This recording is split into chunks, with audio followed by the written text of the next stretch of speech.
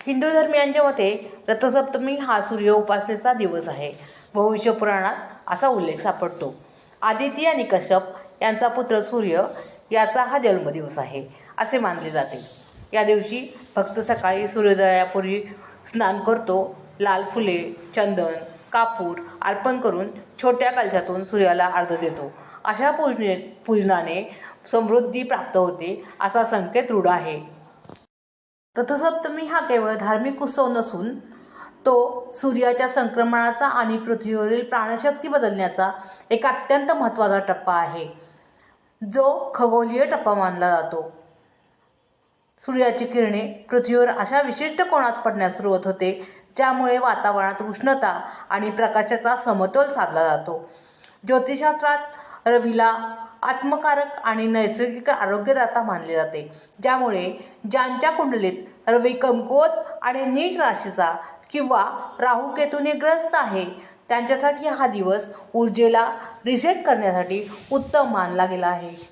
अर्थातच सूर्य नेहमी 7 घोड्यांच्या रथात बसलेला आपल्याला पाहायला मिळतो, पण ही केवळ एक कथा नसून सूर्यप्रकाशातील सप्तरंगी वर्णपंक्तींचे वैज्ञानिक प्रतीक आहे.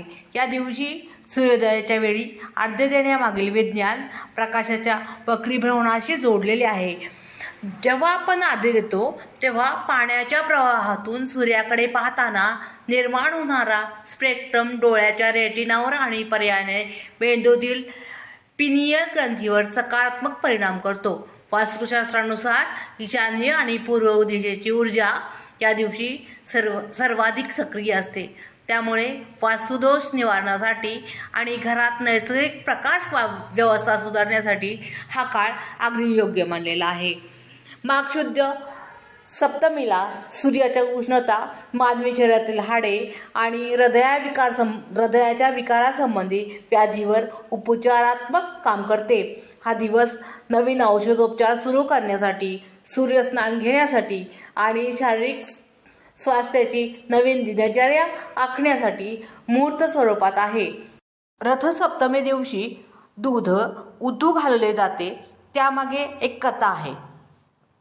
सूर्यदेवाची पत्नी संज्ञा ही त्याच्या तेजाला सहन करू शकत नव्हती, म्हणून ती आपली छाया त्याच्याजवळ ठेवून आपल्या पित्याच्या घराला गेली.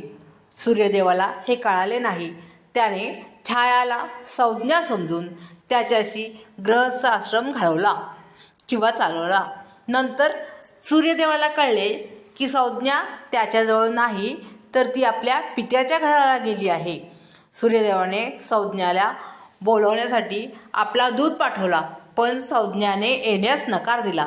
सूर्यदेवाने क्रोधित होऊन संज्ञाला शाप दिला की तुझा पुत्र अश्विन कुमार हा घोड्याचा चेहरा धारण करेल. अश्विन कुमाराने आपल्या पित्याला शांत केले आणि सूर्यदेवाने त्याला वरदान दिले की त्याचे तेज कमी होईल.